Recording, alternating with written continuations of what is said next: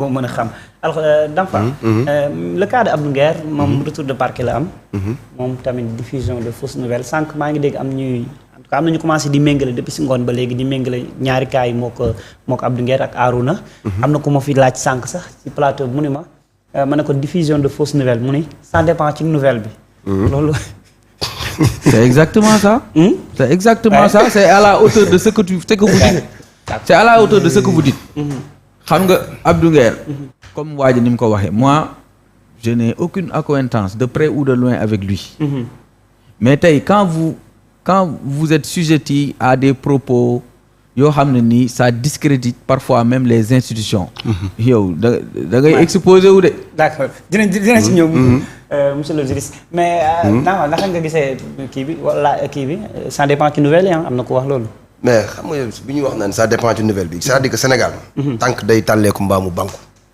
ñun demuñu dans le fond nous on est tout simplement sur la forme Abdou Nguer question bi ñu laaj démb moom la ñu laajaat tey lan moo ko bàyyi ci kaso bi ñu ne division de fausses nouvelles ban fausse nouvelle la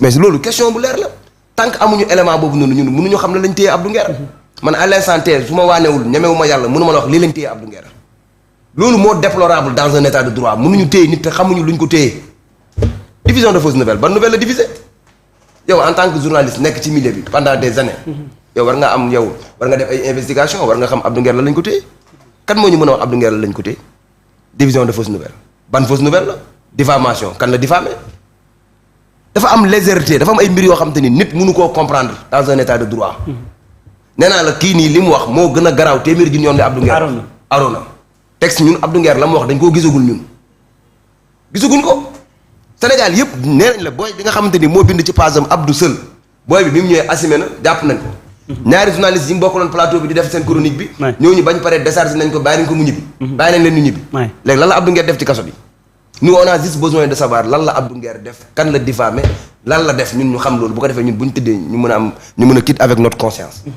c'est vrai ah mi nga wax on sait pas parce que tey boo demee ci droit sax dañuy wax ne la diffusion de fausses nouvelles n'est pas assez précise voilà ce n'est pas ça vraiment je vous rejoins mais seulement ce que j'ai l'habitude de dire tout le temps sooy wax day wax lu la wóor ba pare teg ci worma mais Arouna Niang bi nga nangul xam-xamam daa wax lu ko wóorul te dafa affirmé que bu ñuy laam-laamee xam-xamam teewul moom xam nga man su ma ñëwee su may def analyse man damay jàpp ni c'est la position de Abdou Nguer qui dérange ça c'est mon ultime conviction dama jàpp ni Abdou la muy wax moo nekk en déphasage par rapport ak horizon 2050 Abdou c'est sa personne qui dérange comme la personne de Badara Gadiaga qui dérange nañ ko àtte xam nañ la mu def nañ ko teg ci kanamu juge yoon def liggéeyam parce que man li ma mënta concevoir man dans un état de droit il y a des gens qui ont dit pire ils vaquent à leurs occupations loolu moo dul dëgg loolu moo dul yoon tant que day tàllee ko mbaamu banku musuma gis Abdou Nguer xamuma Abdou Nguer yàlla seede na ko man damaa jàpp ni fii ma toog damaa war a wax sama xalaat te yàlla rek a tax su may juum it damay juum de bonne foi mais du ma fi nekk pour kii du ma fi nekk pour kële damay wax dëgg selon man fi sama dëgg toll man la ma jàpp ni mooy dëgg mën na maa juum nag mais Abdou Nguer 90% sénégalais yi jàpp nañu fa mu nekk du place am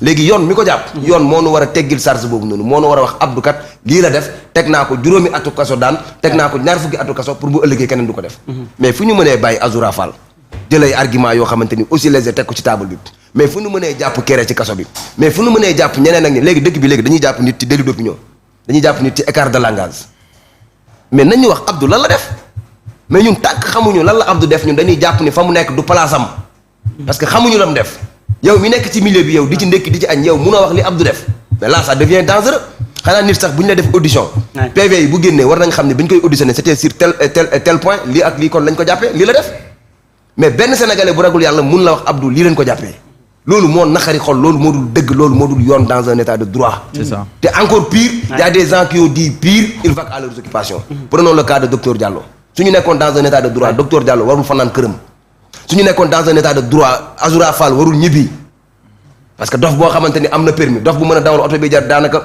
100 millions dof boo xamante ni sa dof dafa am c'est ciblé c'est cadré am na foo ko jëmale ak foo ko dul jëmale bu dee dafa dof nañ ko interdire espace public bi média yëpp bu mu ci waxati benn ñu yóbbu ko ci benn feew xamante ni dana mën a faju ji yóbbu ko dalal jàmm mu dem faju ji ñi dof ñi nga xamante ni ànduñu ak seen sago loolu mooy dëgg Sénégal niñ fi nekk di bayal. nañ dem rek demain fera jour li wër te wër mooy c'est-à-dire ils ne peuvent pas nous empêcher de dire notre point de vue. La justice n'a qu'à faire son travail. C'est pas pour rien qu'on parle du principe de la séparation des pouvoirs. pouvoir bu ci nekk dafa am cëggal guyam war a doxal liggéeyam. mais mbir mi verdict populaire bi ñuy àttee nit ñi lañu war a bàyyi.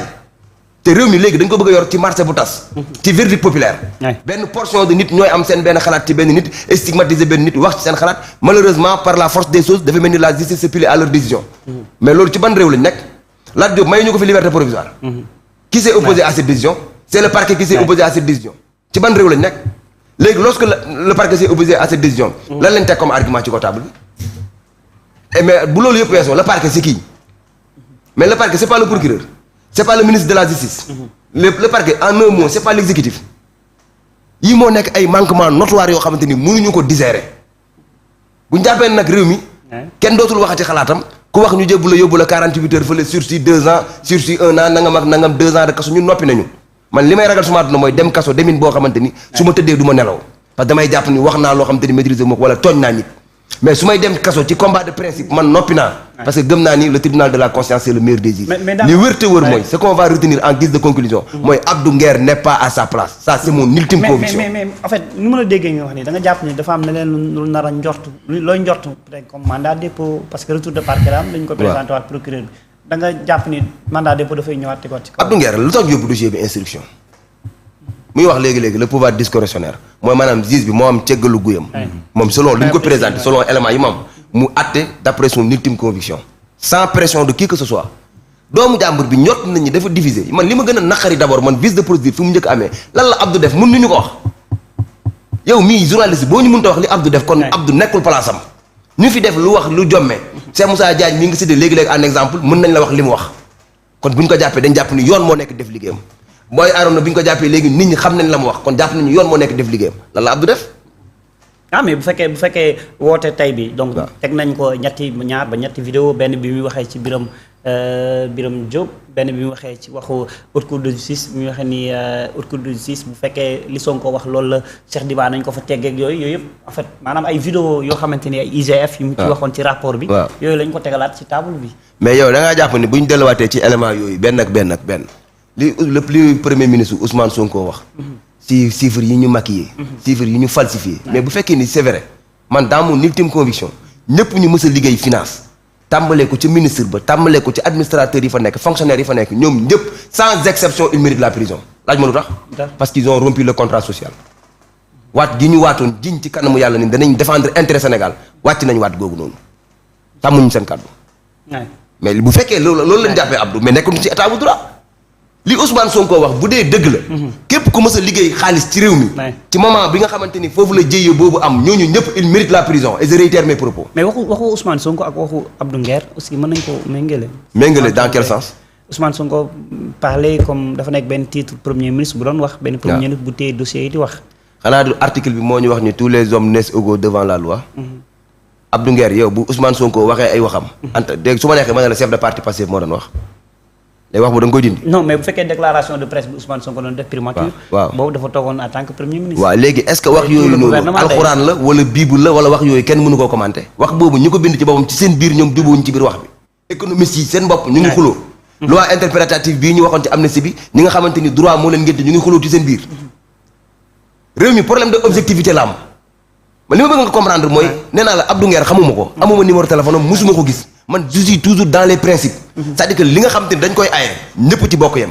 lu ñuy d'accord ñëpp ci bokk yem. mais Arouna Niang dafa wax ni li mu wax si Didier Raoult la ko jëlee Arouna Niang tamit bi ñu ko laajee ni Didier Raoult sénégalais la. non.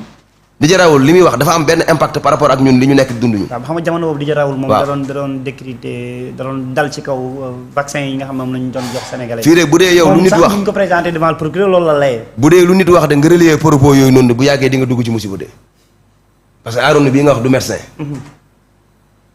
n'est-ce pas. du jërawul boobu nga wax su fekkee juumuma médecin la. donc moom buy wax na wax li nga xamante ni ay waxi boppam la. c'est-à-dire que waa jooju kenn mënu ko layal. man nag d'accord naa ñu may ko liberté provisoire. wax ay raisons yu tax parce que d'abord jàpp naa ni il s'est trompé de bonne foi. parce que borom xam-xam la mu ngi wax loo xamante ni jàpp nañu mën na jëñin réew mi. te népp kii kenn ku ne ca la ngay liggéey ca ngay juum écart de langage moo ko dal. c'était tout simplement la goutte de plus dafa juum mën nañ ko d'accordal mais dama ne ni ñu ko d'accordalee ba mën a am yërmande googu noonu ci moom mais kaaw Abdou Nguer nañ ñu wax lan moo nekk ci dossier man la yëpp méttiwuma de lan la ñu jàppee Abdou fii léegi mënuñoo xam li ñu jàppee Abdou rek xamal ni ci dëkk bi ñu nekk doy na waar loolu mooy wax ji quoi d'accord voilà monsieur le juriste Yade rek monsieur Yade monsieur Yade